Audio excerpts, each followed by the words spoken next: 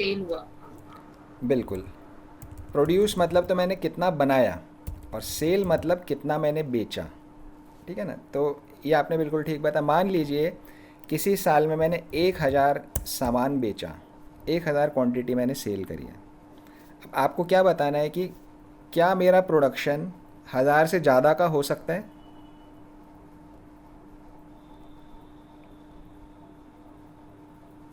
आपको बताना है। हाँ जी। हो सकता है प्रोडक्शन तो। प्रोडक्शन 1,000 से ज़्यादा का हो सकता है। मान लीजिए मेरा प्रोडक्शन 1100 का है, तो ऐसे में क्या होगा, 1100 तो मैंने बनाया, 1,000 मैंने बेच दिया, साल के एंड में मेरे पास में स्टॉक बच गया। जो ये बचता है हमारे पास में, इसको बोला जाता है स्टॉक। तो कितना बच गया? 100 का स्टॉक बच गया। हाँ, 100। कब बच रहा है? साल के एंड में बच रहा है। एंड में बच रहा है तो इसको हम क्या बोलेंगे? Closing stock. एंड में बच रहा है इसलिए क्लोजिंग स्टॉक है। अब नेक्स्ट ओके। क्वेश्चन, 1,000 की सेल्स है, क्या मेरा प्रोडक्शन इससे कम का हो सकता है? नहीं। प्रोडक्शन इससे कम का नहीं हो सकता। पॉइंट ये है कि 1,000 का मैंने सामान बेचा, क्या प्रोडक्शन मेरा 900 का हो सकता है? हो सकता है। क्यों ऐसा हो सकता है? कि भाई पिछले साल का बनाया हुआ मेरे पास इस साल बच गया, है ना? जो ओके। ये 100 बचा है, मान लीजिए let's say this is year 1, this is year 1 and this is year 2। तो ये जो साल के एंड में क्लोजिंग स्टॉक था, ये इस वाले साल के लिए मेरे पास में ओपनिंग स्टॉक है ना? स्टॉक है, लेकिन अब इस साल के शुरू में है, तो यहाँ 100 का मेरे पास में ओपनिंग स्टॉक था। तो 100 तो पिछले साल का बना हुआ है, वो मैंने इस साल बेच लिया, और 900 मैंने इस साल बनाया, तो टोटल 1,000 की सेल हो सकती है, पॉसिबल हाँ जी। हो सकती है ना? तो इस साल में मेरे पास में क्लोजिंग स्टॉक कितना बचेगा, बताइए?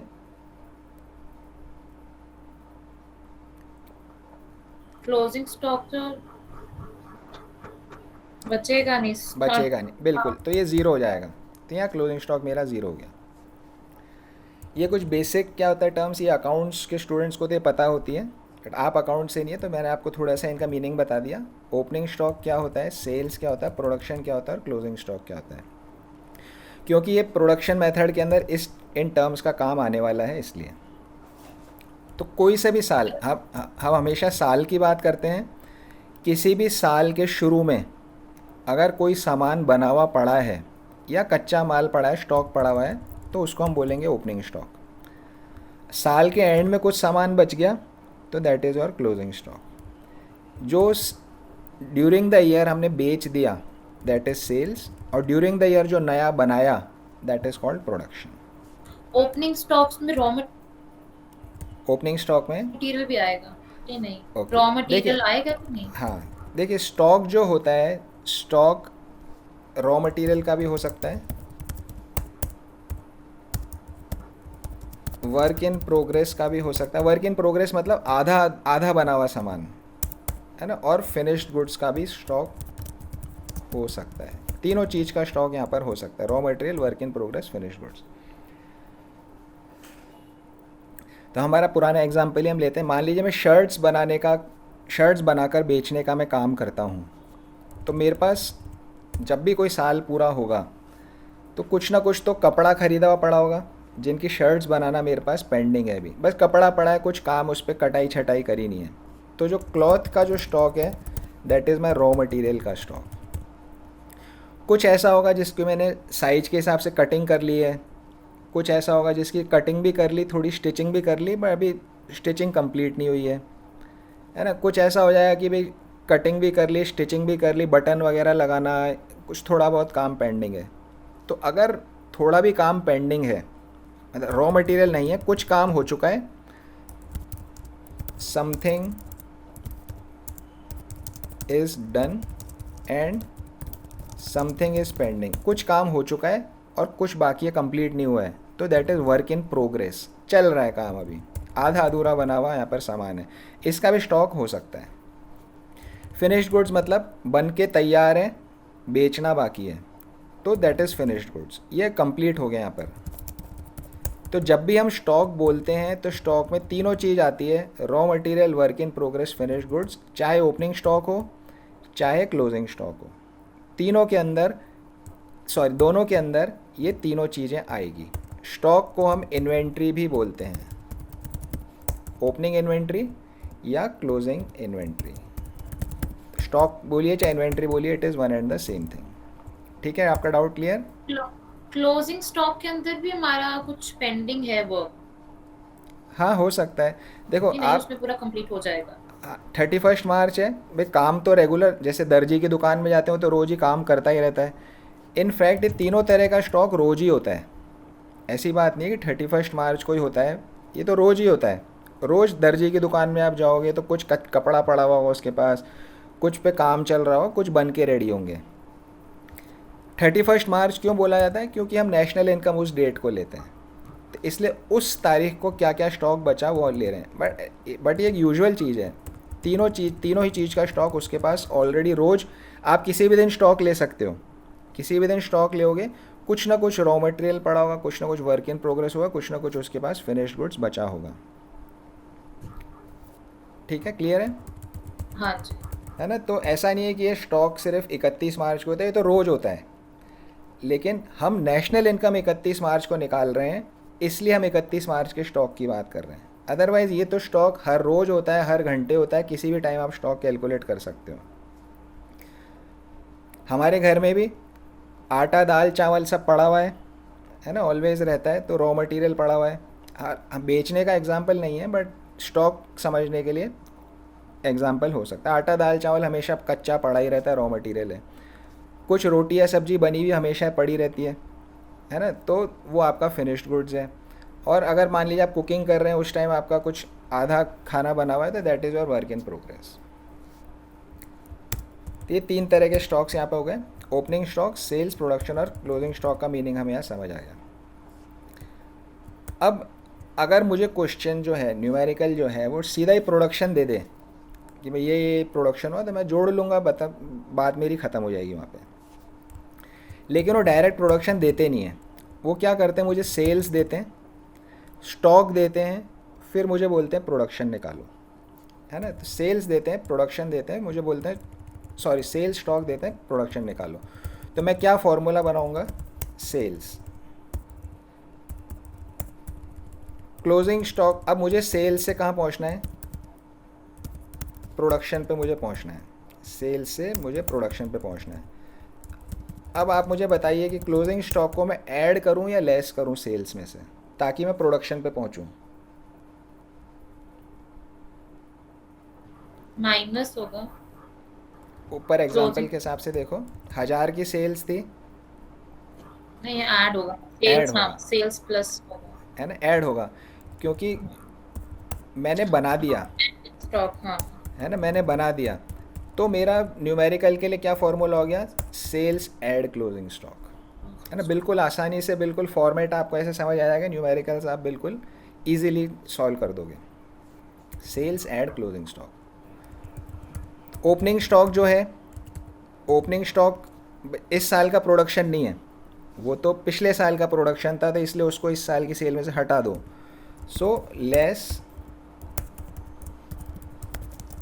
ओपनिंग स्टॉक, ठीक है ना। अगर कुछ ओपनिंग स्टॉक है तो उसे आप लेस कर दीजिए, तो आपका प्रोडक्शन आ जाएगा।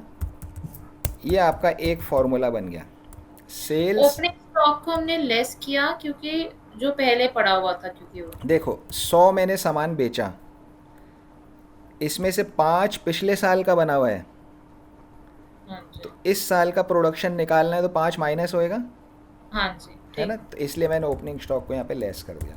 तो sales add closing stock less opening stock is equal to production.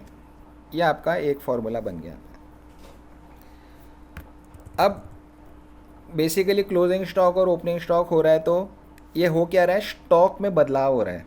साल के शुरू में इतना था, एंड में इतना हो गया, साल के शुरू में इतना था, एंड में इतना हो गया, तो स्टॉक बदल रहा है मेरा। तो क्लोजिंग स्टॉक, ओपनिंग स्टॉक ऐसे लिखने की जगह पे मैं इसको सीधा ये भी लिख सकता हूँ, change in stock. Change in stock लिख दो सिर्फ, तो मतलब चेंज इन स्टॉक क्या हो गया? Change in stock is equal to closing stock minus opening stock. Change in stock क्या हो गया? Closing stock minus opening stock. तो ये मेरा एक और फॉर्मूला बन गया यहाँ पे, ठीक है ना। Change in stock is equal to this. तो मैं ये जो मैंने लिखा है इसे मैं ऐसे वापस से लिख सकता हूँ, एक मिनट।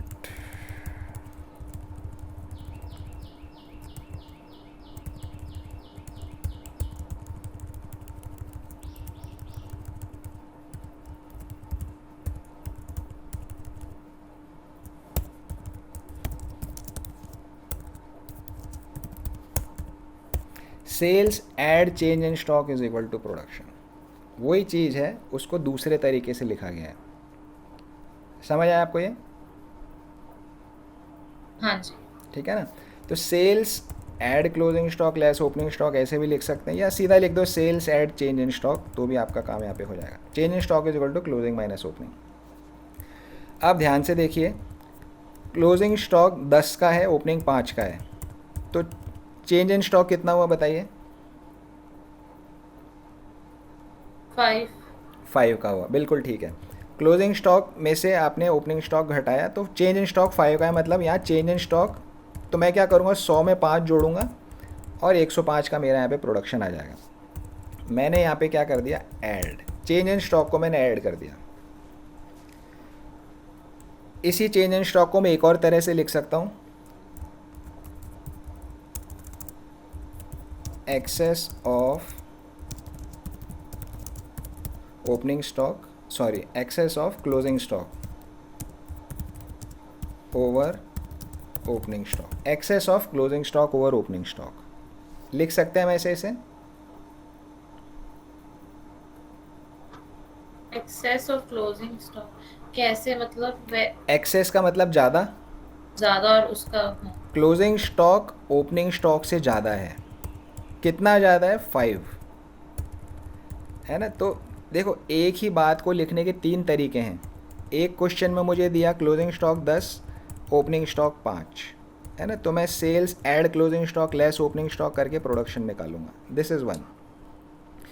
दूसरा क्या लिख देंगे, वो सेल्स दे दिया और सिर्फ चेंज इन स्टॉक दे दिया आपको, तो ठीक है, मैं sales add change in stock कर दूंगा 5, 105 आ गया। या फिर उसी बात को कहने का एक और तरीका हो सकता है, सेल्स और फिर excess of opening stock, sorry excess of closing stock over opening stock. Excess of closing stock और ओपनिंग स्टॉक मतलब basically closing stock opening stock से कितना ज़्यादा है। जैसे हमने फर्स्ट में देखा था, क्लोजिंग स्टॉक ओपनिंग से कितना ज़्यादा है, 5 ज़्यादा है। तो जब एक्सेस ऑफ क्लोजिंग स्टॉक और ओपनिंग स्टॉक है, वो भी 5 ही होगा। तीनों बातें सेम है, कहने का ढंग यहाँ पर अलग हो गया। तो जो न्यूमेरिकल आपका बनेगा वो किसी भी तरह से लिखा हुआ हो सकता है। समझ में आया आपको? हाँ जी। है ना। तो excess of closing stock over opening stock को भी हमने यहाँ पर 100 में 5 जोड़ दिया, 105 हो गया। एक पॉसिबिलिटी और है बस, बाकी ये पॉइंट ख़त्म। यहाँ क्लोजिंग स्टॉक 10 का था, हो सकता है ओपनिंग स्टॉक मेरे पास में 20 का हो, ठीक है ना, ओपनिंग स्टॉक 20 का हो, तो यहाँ पर चेंज इन स्टॉक कितना होगा आप बताइए? क्लोजिंग स्टॉक 10 का, ओपनिंग स्टॉक 20 का है, change in stock opening stock, sorry change in stock कितना होगा? 10। 10 कौन सा, प्लस का या माइनस का? माइनस का, माइनस का 10 होगा, है ना। तो ये आपको ध्यान रखने की बात है कि वैसे तो फॉर्मूला क्या है, sales plus change in stock, लेकिन अगर चेंज इन स्टॉक माइनस का आ जाता है तो वो फिर माइनस हो जाएगा, 100 माइनस 10 90 हो जाएगा। फॉर्मूला मेरा ऐड ही याद रख सकते हो, but change in stock minus है तो फिर ये माइनस होएगा। ये एक चेंज हो गया, उसके अंदर साइन का फ़र्क पड़ गया, ठीक है ना। तो अब यहाँ पर क्या है, excess of opening over closing. पहले हमने किया था excess of closing over opening, अब आ गया है excess of opening over closing. तो अगर मेरे पास में excess of opening stock over closing stock लिखा हो, है ना, तो मैं क्या करूँगा, क्लोजिंग ओवर ओपनिंग वाले को तो मैं ऐड करता हूँ, और ये ओपनिंग वाला जो एक्सेस है क्योंकि माइनस में आएगा इसलिए इसे मैं सब्ट्रैक्ट करूँगा। समझ आया या कुछ कन्फ्यूज़न है? इसका एक एग्जांपल देना, मुझे थोड़ी कंफ्यूजन है इसमें। ओके,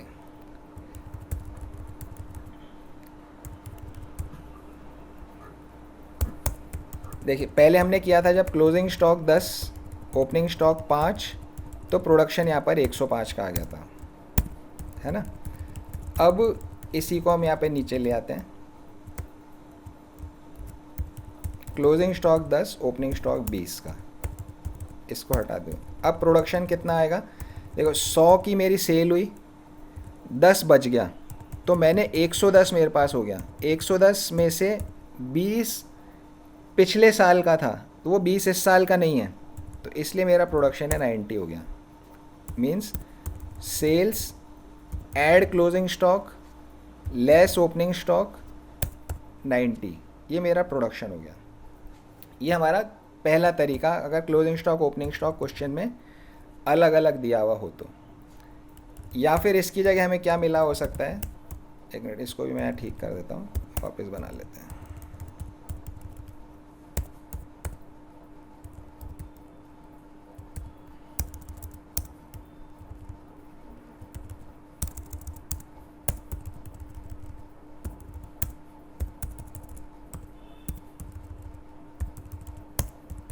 अब ठीक है, अब सेल्स 100 की, या फिर यहाँ पर क्या आएगा हमारा चेंज इन स्टॉक।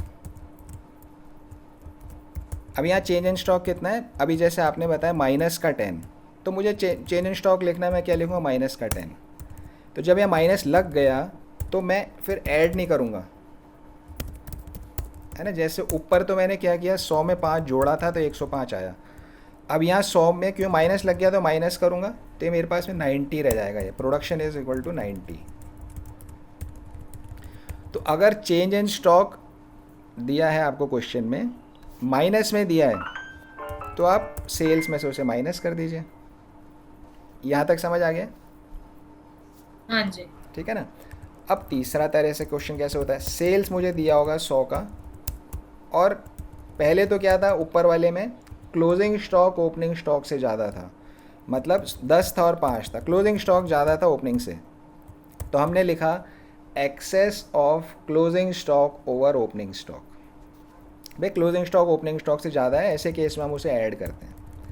लेकिन अब यहाँ पर क्या हो रहा है, क्लोजिंग स्टॉक 10 का है, ओपनिंग स्टॉक 20 का है, तो हम यहाँ क्या लिखेंगे, excess of opening stock over closing stock, उल्टा हो जाएगा, excess of closing opening stock over closing stock.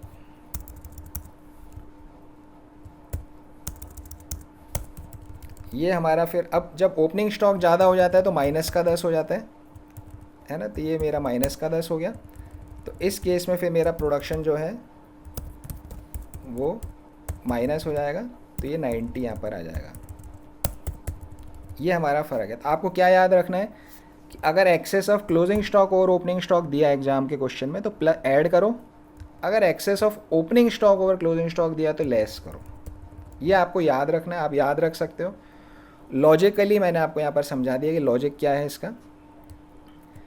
Change in stock अगर प्लस में दिया है तो प्लस कर दो, माइनस में दिया है तो माइनस कर दो, और क्लोजिंग और ओपनिंग अलग अलग दिया है तो आपको दिक्कत ही नहीं, क्लोजिंग ऐड करना है और ओपनिंग आपको लेस करना है।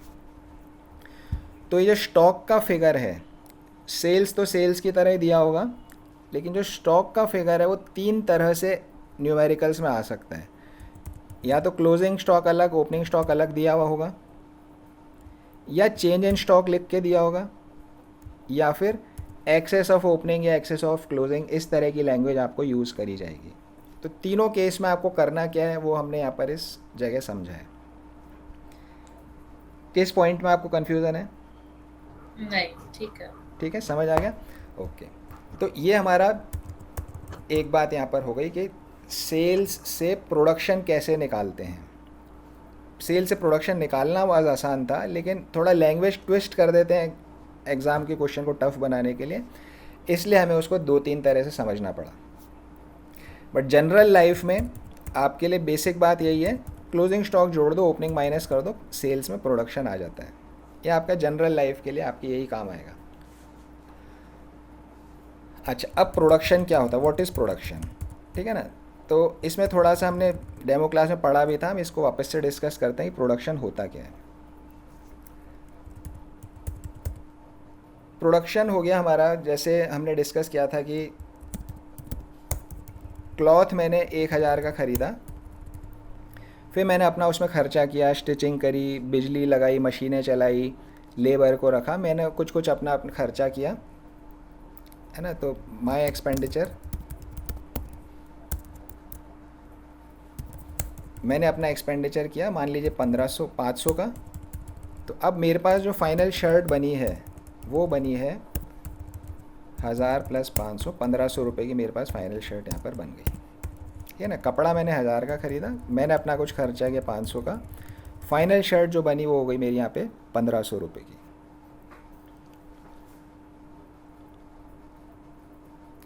अब पॉइंट इस कि मैंने कितने का प्रोडक्शन किया है, मैंने कितना प्रोडक्शन किया, वो बात हमें यहाँ पर जाननी है। तो नॉर्मली हम बोलते हैं भाई कोई भी फैक्ट्री अगर चल रही है आपके आस, पंजाब में भी आप कितनी फैक्ट्रीज़ हैं, तो हम बोलेंगे 1500 का प्रोडक्शन है, जितना सामान बनता है फाइनल निकलता है उसको हम प्रोडक्शन बोलते हैं। लेकिन इकोनॉमिक्स में हमें पता है कि भाई 1000 का सामान तो पहले से बना हुआ था, मैंने थोड़ी ना 1000 का सामान बनाया, मैंने मेरी तरफ से जो सामान बनाया वो तो 500 का है। तो एक्चुअली मेरा प्रोडक्शन ये है, 1500 इज़ नॉट माई प्रोडक्शन। समझ में आई आपको ये बात? जो 1000 रुपीज पर उस पर भी तो हमने एक्सपेंडिचर किया ही, वो भी तो हमने खरीदा ही है। हमने ख़रीदा, बात ठीक है, बट वो तो चीज़ ऑलरेडी बन चुकी थी, है ना, वो चीज़ ऑलरेडी बन चुकी थी। अब शर्ट है, शर्ट में कपड़ा तो किसी और ने बना दिया था।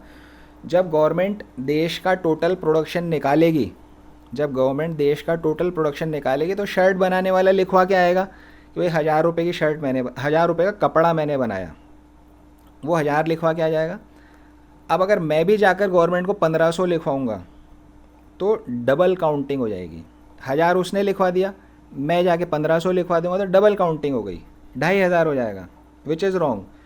तो इसलिए क्या करते हैं कि सिर्फ जो माई एक्सपेंडिचर है, इसको इकोनॉमिक्स के टर्म से बोलते हैं वैल्यू एडेड, कि आपने किसी कोई भी सामान अगर बनता है तो वो स्टेप बाय स्टेप बनता है, थोड़ा कोई बनाएगा, फिर उसके बाद कोई और बनाएगा, फिर कोई और बनाएगा, इस तरह से स्टेप बाय स्टेप वहाँ पर चीज़ बनती है। इकोनॉमिक्स में प्रोडक्शन वो होता है जो आपने उसमें कंट्रीब्यूशन किया, पहले जितना बना हुआ आपको मिल गया, दैट इज़ फाइन, अब आपने उसमें क्या वैल्यू एडिशन किया, दैट इज़ कॉल्ड प्रोडक्शन।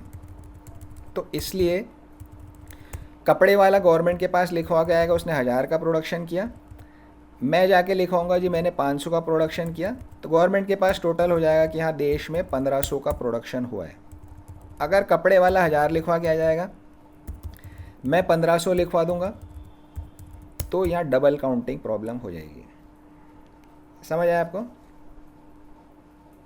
जी हाँ जी। है ना। तो इसलिए ये जो 1500 होता है इसको हम बोलते हैं वैल्यू ऑफ आउटपुट, है ना, कि आउटपुट की वैल्यू है ये मेरा बनाया, मेरा प्रोडक्शन नहीं है, इकोनॉमिक्स के टर्म्स में नहीं है। आम जीवन में, आम बोलचाल में इट इज़ फाइन, आप इसको बोल सकते हो प्रोडक्शन इतने का हुआ, है ना। बट इकोनॉमिक्स में पर्पज़ क्या है, नेशनल इनकम निकालने का है। अगर मैं इसको वैल्यू ऑफ आउटपुट को प्रोडक्शन मान लूँगा तो डबल ट्रिपल 4 बार काउंटिंग हो जाएगी, इसलिए हम सिर्फ वैल्यू एडेड को ही प्रोडक्शन मानते हैं, है ना। तो ये जो हमने 90 यहाँ पर निकाला है, इसको हम प्रोडक्शन नहीं बोलेंगे, हम इसको बोलेंगे वैल्यू ऑफ आउटपुट। कि जो आउटपुट मतलब जो सामान मेरी फैक्ट्री से बन के निकला है उसको बोलते हैं आउटपुट, है ना। मेरे फैक्ट्री में जो सामान बन के निकला, दैट इज़ माई आउटपुट। उस आउटपुट की वैल्यू है ये, मेरा अपने खुद से करा हुआ जो प्रोडक्शन है वो नहीं है ये, this is value of output,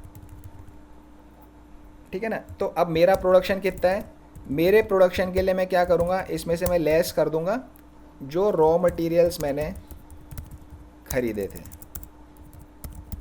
जो रॉ मटेरियल्स मैंने ख़रीदे, मान लीजिए 40 रुपये ख़रीदे थे, तो अब यहाँ पर आ जाएगा मेरा वैल्यू एडेड या मेरा प्रोडक्शन, विच इज़ 90 माइनस 40। ये मेरा इकोनॉमिक्स के टर्म्स में आ गया वैल्यू एडेड या प्रोडक्शन। तो जो रॉ मटेरियल मैंने ख़रीदे थे उसको मैंने यहाँ पर से माइनस कर दिया। समझ आया आपको फ्लो कैसे कैलकुलेशन करनी है? हाँ जी। ये जो रॉ मटेरियल है जो हम दूसरे से ख़रीदते हैं, इसको हम क्या बोलते हैं? इकोनॉमिक्स में हमने क्या टर्म सीखी थी इसके लिए? वैल्यू एडेड तो अपना हुआ ना। नहीं, वैल्यू एडेड वो हुआ जो दूसरे से ख़रीदता हूँ मैं। जो रॉ मटेरियल मैं दूसरे से ख़रीदता हूँ उसे हम क्या बोलते हैं? Intermediate consumption. हाँ, इंटरमीडिएट। ठीक है ना, इंटरमीडिएट कंजम्पशन। तो ये जो है आपको रॉ मटेरियल की तरह लिखा हुआ मिल सकता है एग्ज़ाम में, या इंटरमीडिएट कंजम्पशन लिखा हुआ मिल सकता है। So value of output minus intermediate consumption is equal to value added. ये फार्मूला आपका हो गया कि वैल्यू ऑफ आउटपुट में से इंटरमीडिएट कंजम्पशन माइनस कर दो तो ये वैल्यू एडेड होती है। इकोनॉमिक्स के टर्म्स में इसको हम प्रोडक्शन बोलते हैं। ये एक और नाम से मिलता है आपको एग्जाम क्वेश्चंस में लिखा हुआ, नॉन फैक्टर इनपुट्स। ठीक है ना, तो रॉ मटेरियल लिखो, चाहे इंटरमीडिएट कंजम्पशन लिखो, चाहे नॉन फैक्टर इनपुट्स लिखो, सबका मीनिंग एक ही है। सबको वैल्यू ऑफ आउटपुट में से लेस करोगे तो वैल्यू एडेड आपको मिल जाएगा। समझ आ गया आपको फार्मूला? हाँ जी। है ना। तो अब ये सेम टू सेम मैं इधर भी लगा सकता हूँ, है ना। ये प्रोडक्शन हटा के वैल्यू ऑफ आउटपुट कर देते हैं। तो ये आपका दूसरी तरह का क्वेश्चन बन गया कि क्लोजिंग ओपनिंग देने की जगह पे चेंज इन स्टॉक लिख दिया, बात एक ही है, लेस हमें वही करना है। सिमिलरली इसको प्रोडक्शन के जगह हटा के वैल्यू ऑफ आउटपुट कर देता हूँ और ये लेस करके यहाँ पर भी मेरा ये आ जाएगा। तो क्वेश्चन सारे वही हैं, करने का सिर्फ लैंग्वेज थोड़ी सी आपको दो जगह लैंग्वेज चेंज करी जा रही है। एक तो क्लोजिंग स्टॉक ओपनिंग स्टॉक को लिखने के 3 तरीके हो गए। यहाँ हम ब्लॉक खींच देते हैं, ये यहाँ इसने 3 तरीके हमारे को बना दिए। ठीक है ना, एक तो ये है जहाँ चेंज आ रहा है, और दूसरा क्या है, यहाँ जो लेस कर रहे हो यहाँ कभी रॉ मटेरियल लिख देता है, कभी इंटरमीडिएट लिख देता है, कभी नॉन फैक्टर इनपुट्स आपको लिख देता है। बट बाकी आपका जो फॉर्मूला है बड़ा आसान सा है। सेल्स में स्टॉक का एडजस्टमेंट करो, वैल्यू ऑफ आउटपुट आ जाएगा। वैल्यू ऑफ आउटपुट में इंटरमीडिएट कंजम्पशन का एडिशन एडजस्टमेंट करो तो वैल्यू एडेड आ जाती है। ठीक है ना। ये जो वैल्यू एडेड आई है इसको हम क्या बोलते हैं? Gross value added at market price. ये एग्रीगेट्स हैं, एग्रीगेट्स अभी आपको मैंने पढ़ा ही नहीं है, बट आपको तो ये टर्म याद रखनी पड़ेगी, gross value added at market price. But I think आपके क्लास में 2 चैप्टर हो चुके हैं शुरू वाले, तो शायद आपने टर्म सुनी होगी पहले। हाँ जी। GVA एट MP, है ना। और वैल्यू एडेड और प्रोडक्शन एक ही बात है, तो मैं इसको ये भी बोल सकता हूँ gross domestic product at market price, है ना। Gross value added market price बोल सकता हूँ, gross domestic product at market price भी बोल सकता हूँ। मार्केट प्राइस क्यों है? बिकॉज इसमें जो बाज़ार में बिक रहा है, सेल से मैंने शुरू किया था, सेल से अगर मैं शुरू कर रहा हूँ तो बाज़ार भाव के ऊपर ही चीज़ आई है, तो यह मार्केट प्राइस पे आ रहा है।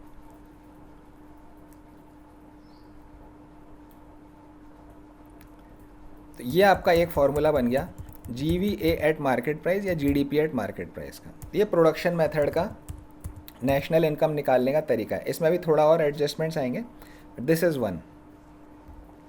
आप 2 मिनट इसको पूरे को देखिए, आपको पूरा समझ में आ गया है या कुछ रिपीटिशन की ज़रूरत है?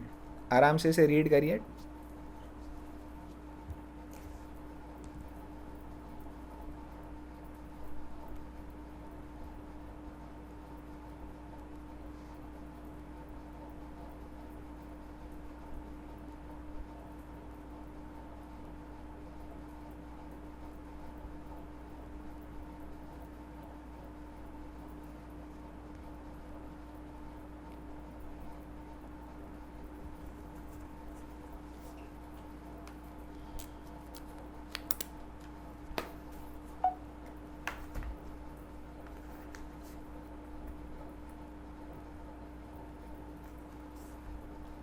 समझ आ गया हाँ जी। है ना? इधर भी मैं यही टर्म्स लिख देता हूँ, GVA@MP या फिर GDP एट MP। तो ये सेल, चेंज इन स्टॉक वगैरह दिया हो तो उससे निकालने का ये तरीका है। Gross value added at market price, gross value added at market price, या फिर gross domestic product at market price. Same term है, ग्रॉस वैल्यू एडेड भी बोल सकते हो, ग्रॉस डोमेस्टिक प्रोडक्ट भी आप बोल सकते हो। चलो यहाँ तक समझ आ गया। अब देखते हैं आगे। सेल जो होती है, सेल क्या मैं सिर्फ अपने देश में बेच सकता हूँ? भाई मैं तो अपने देश में एक्सपोर्ट भी तो कर ही सकता हूँ, राइट? हाँ जी। है ना? एक्सपोर्ट मतलब दूसरे देश में बेचना। तो ये जो हाँ जी। सेल है, सेल भी एग्ज़ाम के क्वेश्चन में मुझे या तो डोमेस्टिक मिल सकती है या एक्सपोर्ट मिल सकती है, दोनों तरह की सेल हो सकती है। तो जब मुझे सेल चाहिए तो डोमेस्टिक जितनी है डोमेस्टिक ले लो, और एक्सपोर्ट जो दिया है दोनों को जोड़ लो, टोटल सेल आ जाएगी। इधर लिख देते हैं इसको,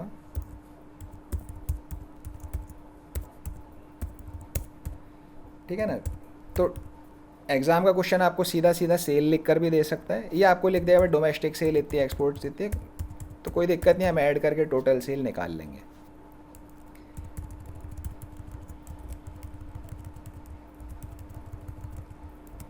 सेम ही चीज़ है, कोई फ़र्क नहीं है। डोमेस्टिक एक्सपोर्ट सेल अलग अलग दे रहा है तो ऐड कर दो, सीधा सेल दे दिया तो उसको ले लो, कोई कन्फ्यूज़न नहीं है।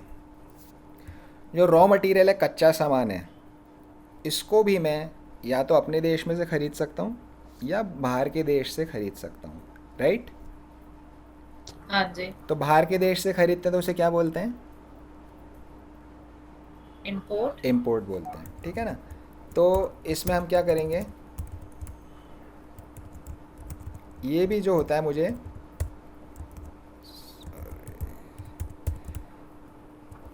एग्ज़ाम का क्वेश्चन मुझे अलग अलग दे सकता है, डोमेस्टिक, इम्पोर्ट, है ना? मान लिए 40 है तो डोमेस्टिक का 30, इसका 10, तो यह मेरा 40 हो गया।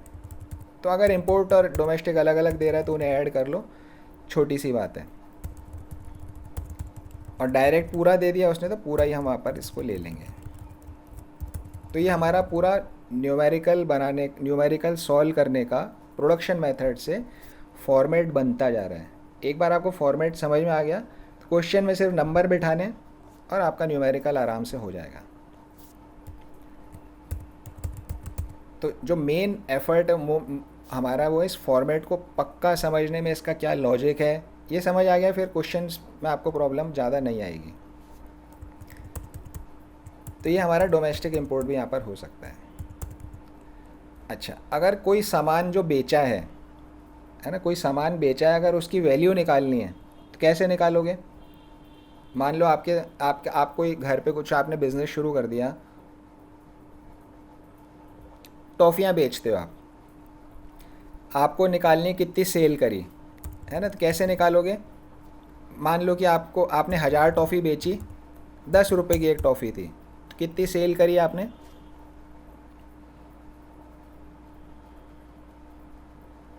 दोबारा रिपीट करना, क्या क्वेश्चन था? टॉफी? 1000 हाँ। 1000 टॉफ़ी आपने बेची है, 10 रुपये की आपकी प्राइस है हर टॉफ़ी की। तो आपने कितने रुपए की सेल करी है?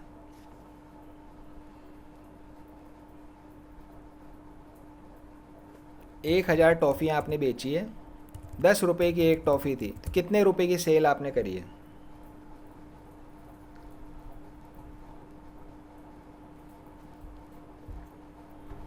टॉफी तो मैंने एक ही बेची ना, नहीं। 1000।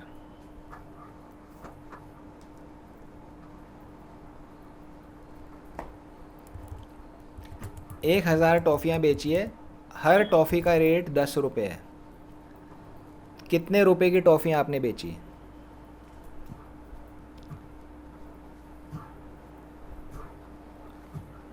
इसका ऐसे कर देते, 5 टॉफ़ी बेची, मुझे समझ नहीं आया क्या। 5 टॉफ़ी बेची आपने, हर टॉफ़ी 10 रुपये की है, कितने रुपए की टॉफ़ियाँ बेची? फिर वो तो हाँ 10,000 की बेची वो पहले, हाँ ठीक है। फिर ये मैंने, 50 रुपये की। हाँ। ठीक है ना, 10,000 आपने सही आंसर दिया। तो बेसिकली बात क्या है कि अगर सेल्स मुझे डायरेक्टली सेल्स लिख करके नहीं देता, एग्ज़ाम में क्वेश्चन क्वांटिटी अलग लिख देता है, प्राइस अलग लिख देता है, तो मैं सेल्स निकाल सकता हूँ। कैसे निकालूंगा मैं sales? Quantity multiplied by price. बस इतनी सी बात समझाने की थी। अगर सेल डायरेक्टली लिख कर दे दी तो कोई बात ही नहीं है। अगर उसने सेल की क्वांटिटी अलग लिख दी, उसका भाव अलग से लिख दिया, तो मल्टीप्लाई करके सेल निकाल लो। बस इतनी सी बात आपको यहाँ बताने की थी। समझ आ गया? हाँ जी। है ना? इसी तरह से एक्सपोर्ट में भी हो सकता है, क्वांटिटी इनटू प्राइस। है ना? तो ये हम यहाँ पर सभी जगह इस तरह से हो सकता है। तो ये मेरा एक फॉर्मेट बन गया पूरा। सेल्स डायरेक्टली लिखी हो सकती है या डोमेस्टिक एक्सपोर्ट अलग अलग हो सकती है। अमाउंट डायरेक्टली ना लिख के क्वांटिटी प्राइस अलग अलग दिया हुआ हो सकता है ना? तो सेल्स यहाँ पर इस तरह से निकाल सकते हैं। फिर स्टॉक का एडजस्टमेंट आएगा। स्टॉक जो भी जितना दिया है, 3 तरह से स्टॉक हो सकता है। तीनों तरह में से हमको समझ आ गया, तो वैल्यू ऑफ आउटपुट यहाँ निकल जाएगा।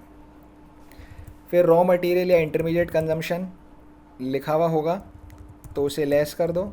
डोमेस्टिक इंपोर्ट अलग अलग दिया है तो उन्हें ऐड करके यहाँ पर निकाल लो कितना इंटरमीडिएट कंजम्पशन है, तो आपको मिल जाएगा GDP at market price. GDP at market price या gross value added at market price आपको यहाँ पर मिल जाएगा।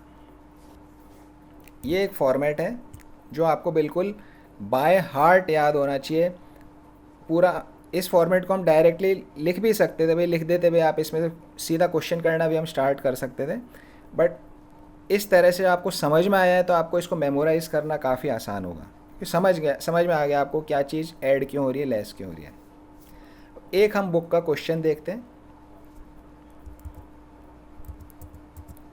सो ये क्वेश्चन, ये है आपका जैन ओहरी बुक है। जैन ओहरी में पीछे खूब सारे न्यूमेरिकल्स दिए हुए हैं। पेज नंबर 441 से स्टार्ट हो रहा है। आपके इसमें नया एडिशन हाँ जी। है ना? तो पेज नंबर 441 से है methods of calculating national income के न्यूमेरिकल्स यहाँ दिए हुए हैं। तो यहाँ सेम न्यूमेरिकल चैप्टर में भी दिए हुए हैं। चैप्टर में इनमें से थोड़े दिए हुए हैं, यहाँ काफ़ी सारे न्यूमेरिकल्स दिए हुए हैं। तो ये सारे ही हम करेंगे ताकि प्रैक्टिस हमें अच्छे से हो जाए। तो एक ये क्वेश्चन देखते हैं, ये किस तरह से हो रहा है। Calculate value added by firm A and firm B. यहाँ 2 फर्म बना दी इसने, तो आप इसको ऐसे समझोगे भाई 2 क्वेश्चन है ना? जैसे हमने यहाँ पर एक फर्म का निकाला है, इसने 2 के निकलवा दिए, फर्म ए और फर्म बी। दोनों की सेल, दोनों का चेंज इन स्टॉक सब ये दे देगा। क्या निकालना है? वैल्यू एडेड निकालना है। वैल्यू एडेड कौन सी वाली चीज़ थी? वैल्यू एडेड ये वाली चीज़ थी, GVA एट मार्केट प्राइस। इसको मैं इधर से हटा के ये लिख देता हूँ। ये वाली चीज़ हमें निकालनी है। ये निकालनी है मतलब ऊपर वाली चीज़ें इसने दी होगी, तो हम इसको सॉल्व करते हैं। ऊपर क्या क्या था ये?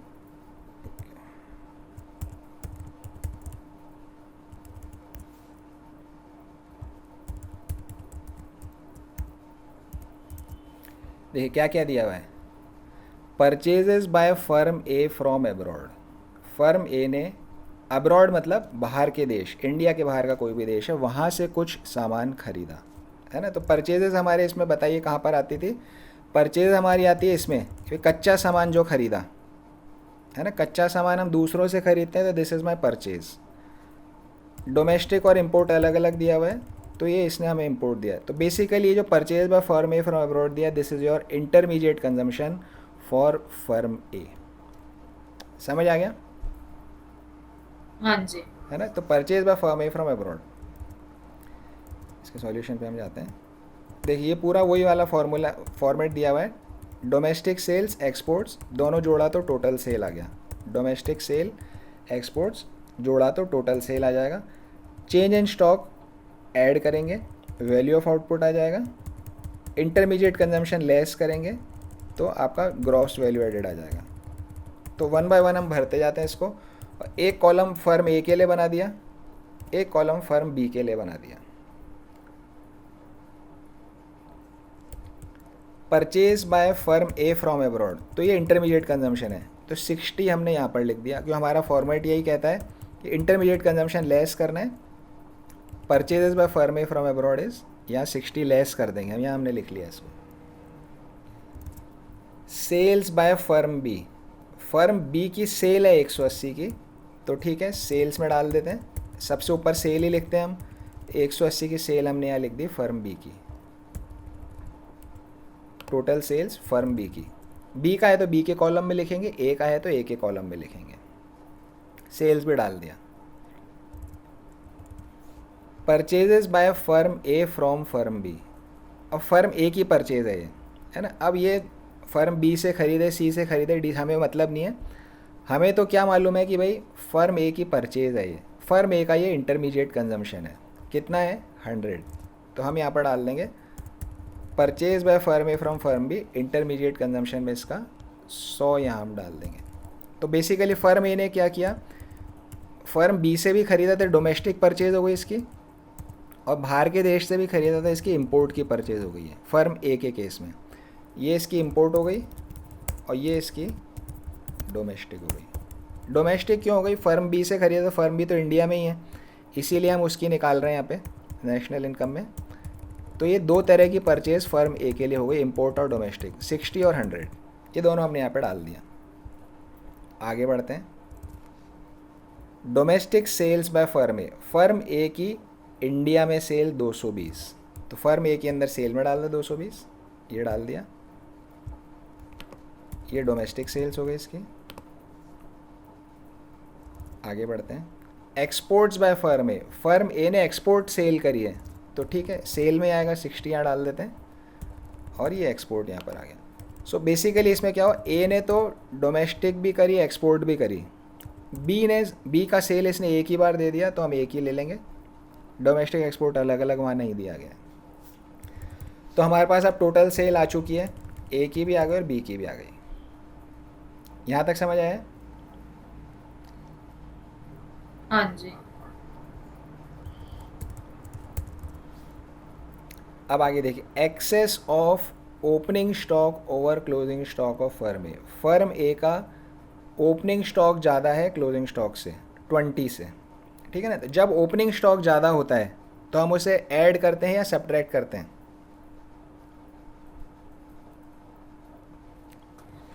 वहाँ देखते हैं हम जाके, ऐड होगा। यहाँ हम देखते हैं जाके, देखिए अ, जब मेरा क्लोजिंग स्टॉक ज़्यादा होता है, आप इसको ध्यान रखो हमेशा, क्लोजिंग स्टॉक ज़्यादा होता है तो ऐड होता है, अगर ओपनिंग ज़्यादा हो जाएगा तो ये चेंज इन स्टॉक माइनस में चला जाएगा, है ना, तो ये लेस हो जाएगा। तो एक्सेस ऑफ क्लोजिंग स्टॉक वो ऐड होएगा, एक्सेस ऑफ ओपनिंग स्टॉक है तो वो लेस होएगा, माइनस। है ना। तो excess of opening stock A के लिए, ए का दे रहे हैं चेंज इन स्टॉक 20 का, एक्सेस ज़्यादा तो माइनस हम कर देंगे इसे। तो excess of opening over closing A में डाल दिया माइनस का 20, ए में डाल दिया माइनस का 20, चेंज इन स्टॉक वाला एडजस्टमेंट यहाँ चल रहा है मेरा। अब आगे बढ़ते हैं। एक्सेस ऑफ क्लोजिंग स्टॉक और opening stock of firm B, अब फर्म बी का स्टॉक के बारे में बता दिया, क्लोजिंग ज़्यादा है तो 30 हम ऐड करेंगे, ये इधर इसका बी के कॉलम में 30 हमने यहाँ पर इधर लिख दिया।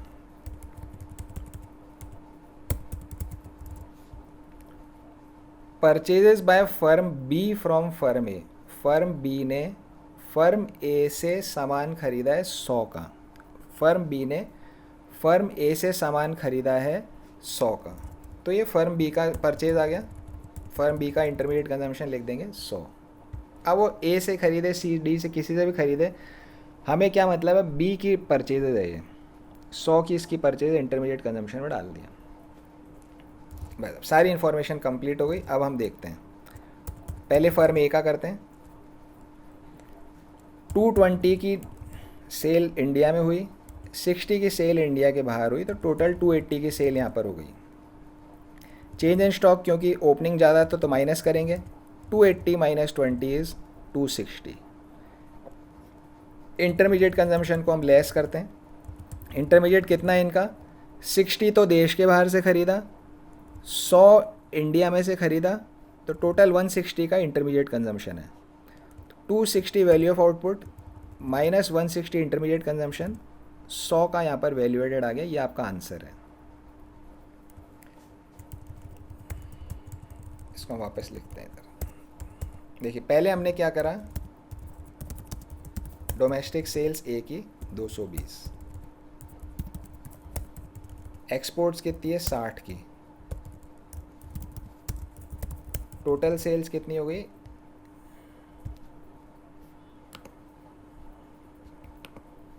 280 की टोटल सेल फर्म ए की है,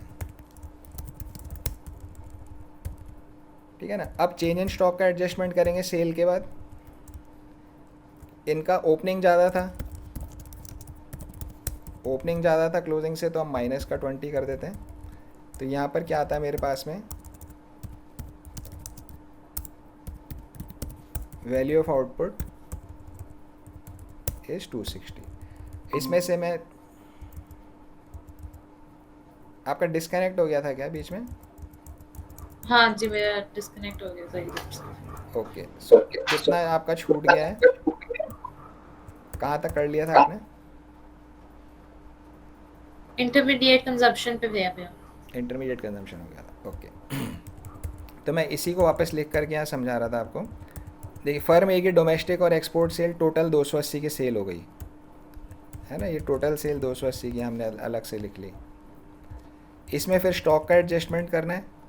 ओपनिंग ज़्यादा था तो माइनस 20 करेंगे, तो वैल्यू ऑफ आउटपुट आ गया 260 का। अब इसमें से हम क्या करेंगे, लेस इंटरमीडिएट कंजम्पशन। तो इंटरमीडिएट कंजम्पशन इनका कितना है, 60 का इंपोर्ट है, 100 का इंडिया में से खरीदा, टोटल 160 का इंटरमीडिएट कंजम्पशन है। तो यहाँ पर आपका आ गया value added is equal to 260 minus 160, 100 का वैल्यू एडेड यहाँ पर आ गया। क्लियर है फर्म एक आपको? मुझे वैल्यू ऑफ आउटपुट तक ठीक है, 260 आ गया। उसके बाद ये क्या हुआ, लेस इन कंजम्पशन। देखिए वैल्यू ऑफ आउटपुट के बाद हमने क्या किया था कि वैल्यू ऑफ आउटपुट मतलब कितने रुपए का सामान बन गया मेरी फैक्ट्री में। इसमें से मुझे क्या माइनस करना है, जो कच्चा सामान मैंने किसी और से ख़रीदा था, जो मेरा इंटरमीडिएट कंजम्पशन था, जो मेरा रॉ मटेरियल था, वो मुझे यहाँ माइनस करना था। जैसे हमने बात करी थी कि कपड़ा उसने बनाया 1000 का, मैंने उस पर 500 रुपये की वैल्यू एडिशन करी है, तो 1500 रुपये का मेरा सामान बना है ना। तो वैल्यू ऑफ आउटपुट इज़ कि कितने का सामान बन गया। इसमें से मैंने कितने का बनाया उसके लिए क्या करूँगा, वो माइनस कर दूंगा जो किसी और ने बनाया था और मैंने ख़रीद लिया उससे। उसको हम बोलते हैं इंटरमीडिएट कंजम्पशन। वो यहाँ पर लेस हो रहा है।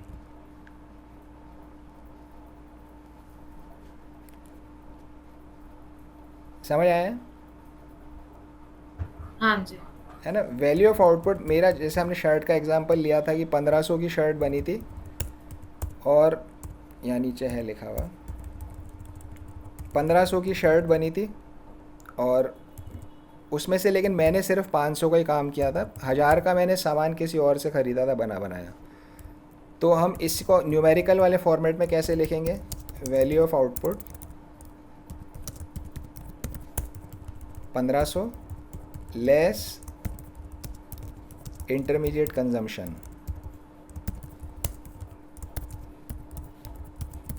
इंटरमीडिएट कंजम्पशन कितना है, 1000 का, क्योंकि 1000 का सामान मैंने किसी और से ख़रीदा। इसको इंटरमीडिएट भी बोल सकते हैं, इसको रॉ मटेरियल भी बोल सकते हैं, इसको परचेजेस भी बोल सकते हैं, इसको नॉन फैक्टर इनपुट्स भी बोल सकते हैं। 4 नाम इसके हो सकते हैं। तो 1500 में से 1000 घटा तो मेरा वैल्यू एडेड आया 500 रुपये का। ये तरीका है। तो यही है बेसिकली, जो शर्ट आपकी बनती है that is your value of output. उसमें से जो बना बनाया सामान आपने किसी और से ले लिया था उसको माइनस कर दो, तो आपने कितना उसमें जोड़ा वो that is your value added.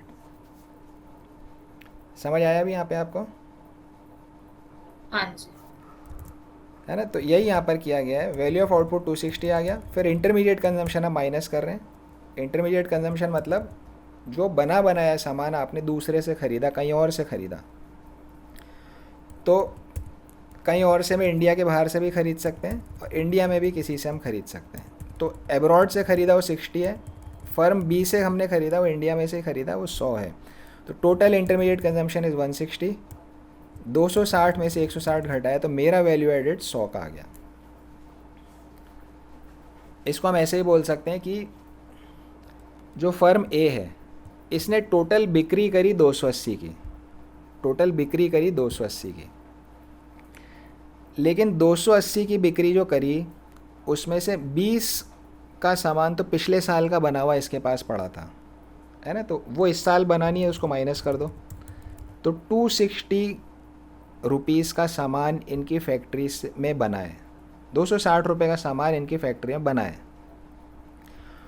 उसमें से 160 रुपये का सामान तो इनका कच्चा सामान था, रॉ मटेरियल था, जो किसी और से इन्होंने ख़रीदा था। तो 160 माइनस कर दो, तो इन्होंने 100 रुपये का उस पर काम किया, 160 का सामान ख़रीदा, 100 रुपये का उस पर काम किया, 260 का आउटपुट इनका बन गया। ऐसे हम फर्म बी का देखते हैं। फर्म बी ने, अब इसको आप बोल के बताओगे मुझे, फर्म बी ने सेल कितने की करी है? 180 की। 180 की सेल, 180 रुपये का सामान इन्होंने बेचा है। इनके पास में स्टॉक जो था 30 रुपये का स्टॉक इनके पास बच गया था, क्लोजिंग स्टॉक ज़्यादा है तो इसलिए 30 रुपये का स्टॉक बच गया। जब स्टॉक बच गया मतलब ये भी तो इसी साल बना है सामान, है ना, 180 का तो बेच दिया, 30 का इनके पास बचा पड़ा रह गया, मतलब प्रोडक्शन कितना किया बताइए, वैल्यू ऑफ आउटपुट कितना हुआ? ऐड हो जाएगा ना इसमें? बिल्कुल ऐड हो जाएगा।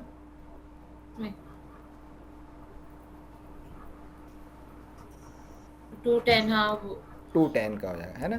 180 का सामान बेच दिया, 30 का बना हुआ पड़ा है अभी, तो ये जो बेचा ये भी बनाया होगा हमने, प्रोड्यूस किया है, 30 का जो बच गया वो भी हमने प्रोड्यूस किया, तो टोटल 210 रुपये का सामान बनाया गया होगा। लेकिन अब 210 पूरा मैंने नहीं बनाया, इसमें से कुछ मेरा कच्चा सामान था जो मैंने किसी और से ख़रीद लिया था। तो औरों से कितना ख़रीदा? 100 रुपये का।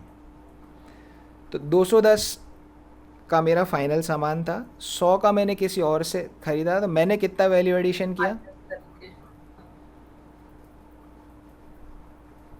110 का। ये इसको बिल्कुल साधारण भाषा में बोलने का तरीका इसका हुआ। अब तीन इसका फॉर्मूला जो पूरा ये डोमेस्टिक है छोड़ दीजिए, सबसे पहले क्या आता है इस फॉर्मेट में? सबसे पहले क्या आता है? Total sales.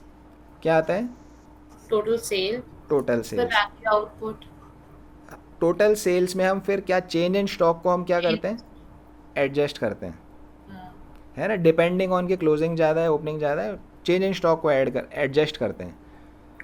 तो जब सेल्स में चेंज इन स्टॉक एडजस्ट किया तो क्या आता है आपके पास? Value of output. Value of output आता है। वैल्यू ऑफ आउटपुट में से क्या लेस करते हो? Intermediate consumption. फिर आपको क्या मिलता है? GDP at market price. GDP at market price या gross value added at market price. ये बिल्कुल शॉर्ट में इसका फॉर्मूला है ना। ये डोमेस्टिक और ये तो थोड़ा कॉम्प्लेक्स हो जाता है, अगर बहुत मोटा आपको याद रखना है तो हम इसको कैसे लिखेंगे? Sales adjust change in stock, तो आपके पास क्या आ जाएगा? वैल्यू ऑफ आउटपुट, ठीक है ना। फिर आप इसमें से लेस कर दोगे,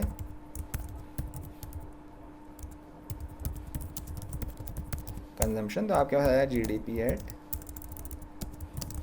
मार्केट प्राइस। बस ये छोटा सा बिल्कुल हमने इसको बना दिया। अब उसमें फिर निटी ग्रिटीज आ जाती है, सेल डोमेस्टिक भी हो सकती है, एक्सपोर्ट भी हो सकती है, चेंज इन स्टॉक प्लस में भी हो सकता है, माइनस में भी हो सकता है, इंटरमीडिएट कंजम्पशन इंपोर्ट भी हो सकता है, डोमेस्टिक भी हो सकता है। इंटरमीडिएट कंजम्पशन को रॉ मटेरियल भी बोलते हैं, नॉन फैक्टर इनपुट भी बोलते हैं, परचेज भी बोलते हैं, बट बेसिक बात इतनी सी है, ये आपको पता है तो देन वो सब चीज़ याद रखना कोई मुश्किल काम नहीं है। कहीं पे कुछ डाउट आपको नहीं। है ना, या आपके माइंड में ऐसा कोई क्वेश्चन आ रहा है कि नहीं यार ये ऐसा क्यों हो रहा है, ये तो मैंने तो ऐसा कहीं देखा है, ऐसा होना चाहिए, इस तरह का कुछ? नहीं।